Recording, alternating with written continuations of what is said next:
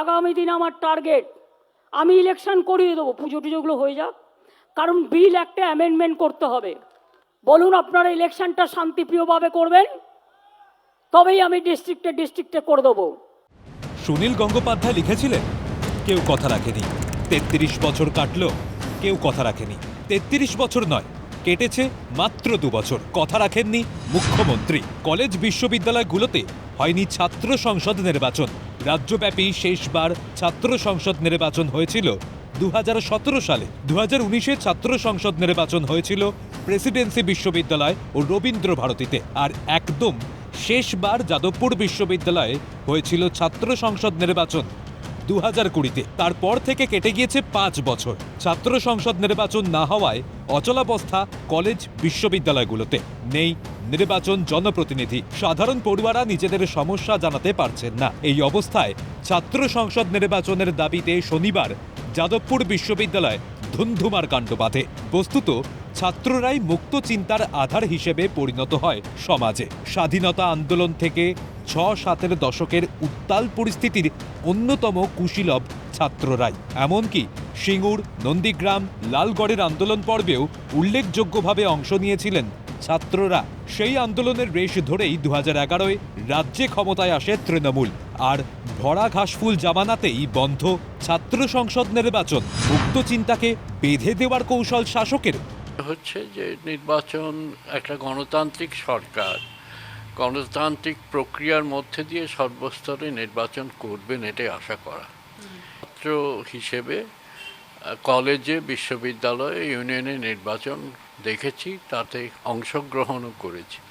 কিন্তু হঠাৎ কেন বন্ধ করা হলো এই সরকারের আমলে, সেটাই আমার কাছে খুব কিম্ভূত। রয়েছে মুদ্রার উল্টো পিঠো। দীর্ঘদিন নির্বাচন না হওয়া মানে শেষবার ক্ষমতাসীনদেরই আধিপত্য বজায় থাকা। শাসক দল হওয়ায় রাজ্যের বেশিরভাগ কলেজেরই ছাত্র সংসদ তৃণমূলের সংগঠন টিএমসিপির দখলে। আর এর মধ্যে ছাত্র সংসদ ভোট না হওয়ায় অসরকারিভাবে তৃণমূল জিম্মাতেই থেকে যাওয়া একযোগে সুর চড়িয়েছে এসএফআই, ছাত্র পরিষদ, এবিভিপি। প্রতিটা কলেজ, বিশ্ববিদ্যালয় ক্যাম্পাসগুলোতে ছাত্ররা কি মুক্ত চিন্তার আতুরঘর হিসেবে আমরা দেখেছি বিশ্ববিদ্যালয়গুলো, কলেজগুলোকে। এই মুক্ত চিন্তার আতুরঘরকে কিভাবে প্রশ্নহীন আনুগত্যের আতুরঘর বানানো যায়, এটা হচ্ছে মমতা ব্যানার্জির মূল এজেন্ডা।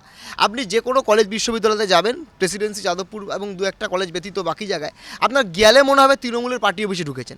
যে নির্বাচন হওয়া দরকার, কারণ একজন যিনি 2016-18 সালে, সে এখনো দাদাগিরি চালাচ্ছে সেই কলেজে।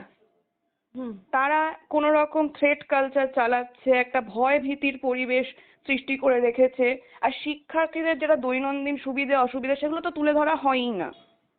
তো এরম ভাবে যদি একটা শিক্ষাক্ষেত্র চলতে থাকে, তাহলে তো সেটা কিছু আর বলার নেই। এটা তো পুরোপুরি নিজেদের পকেট ভরানোর জন্য আর নিজেদের দাদাগিরি কায়েম করার জন্য তৃণমূল সরকার এটা করে রাখছে।